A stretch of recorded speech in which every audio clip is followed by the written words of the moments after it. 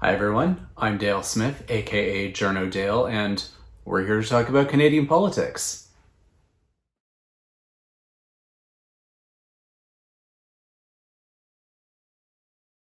It is just about time for a new parliament to be summoned, and so I figured I would walk through how that happens.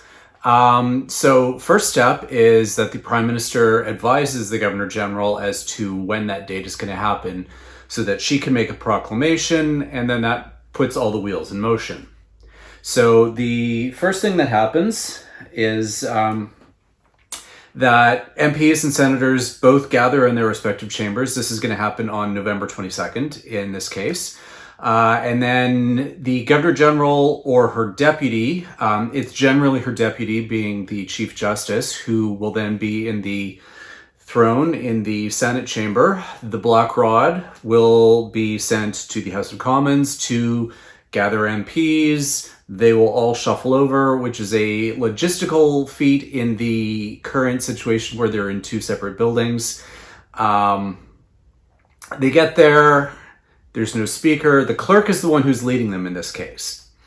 And so they get there, and then they will be told, essentially, the Governor General doesn't see fit to summon the Parliament until they've gotten themselves a speaker.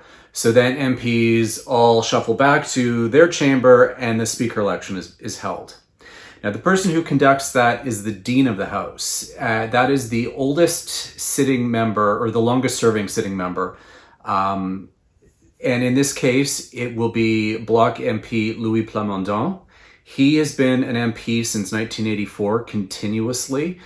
He was first elected as a progressive conservative, and then around 1990, during the big split, he was one of the MPs that split away from the Conservatives and eventually formed the Bloc Québécois. So he's the one who's going to be essentially conducting the vote. Now, the way they're doing it this year is it's going to be a preferential runoff ballot. So there's 5 candidates for Speaker this time around. That's been declared in any case. And MPs will then rank them and in a secret ballot, and then put the vote, and then the clerks and so on will count the ballots and come out with the winner. What used to happen was it would be essentially a runoff where they'd have successive rounds of voting, and people would drop off at the bottom. And in the interim between the voting, different speaker candidates would, have a suite where they would basically try and convince MPs to vote for them. Some of them would have ice cream from local creameries and things like that. It was a big kind of a day, but when you had, 5 rounds of voting, it went very long. They haven't really done that the last couple of times around. They're doing it as a preferential ballot this time around, so it will go a lot faster. It just takes a lot longer to count in that particular circumstance. And at the end of the counting, this is when the Prime Minister and the Leader of the Opposition essentially drag the successful candidate to the chair. And that candidate is supposed to be basically seen as struggling. And the reason why is it's like a reluctant duty that they've been asked to perform. And there were instances way back in the day when speakers lost their heads, when the king tried to basically invade the House of Commons or summon particular MPs for because they displeased him and so on. So the speaker was kind of like the person acting on behalf of the chamber, and would sometimes suffer the consequences for that as a result. So that's kind of why that tradition developed. The next day is the big show. So that's the day when the Governor General herself will be in the Senate chamber and the speech from the throne will happen. So now that the Commons has a speaker, the Black Rod will again travel to the House of Commons. Again, it used to be a really quick thing just down the hallway, but now it's a process involving limos and white buses. But Black Rod goes to the House of Commons. summons MPs. This time they all head over once again with the speaker leading them rather than the clerk.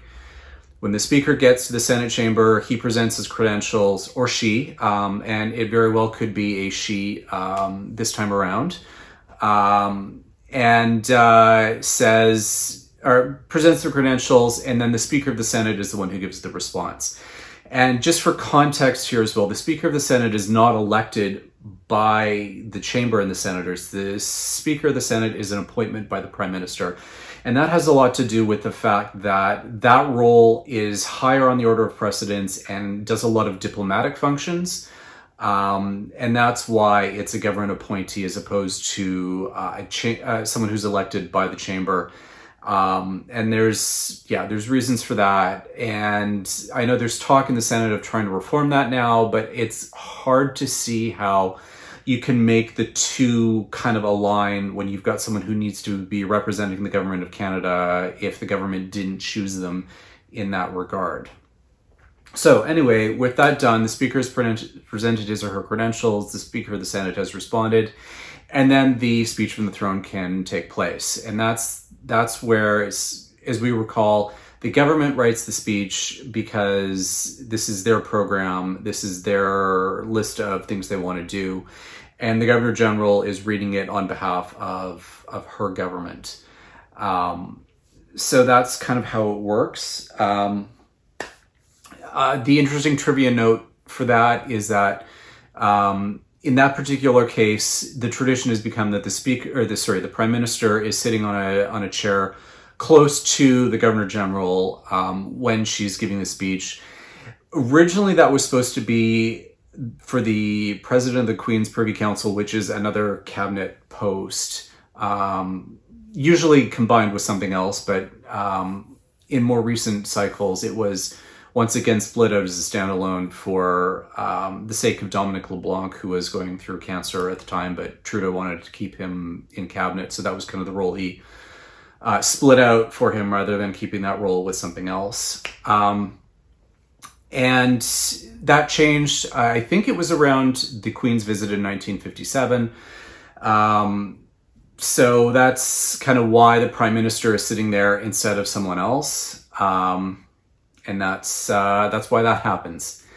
Once the speech from the throne is delivered, then MPs go back to their chamber and they table a pro forma piece of legislation. And what this is just, it's always C1. It's always the act respecting the administration of oaths of office. And what it is just a symbolic piece of legislation that says the House of Commons controls its own agenda. It's not bound to follow the Crown's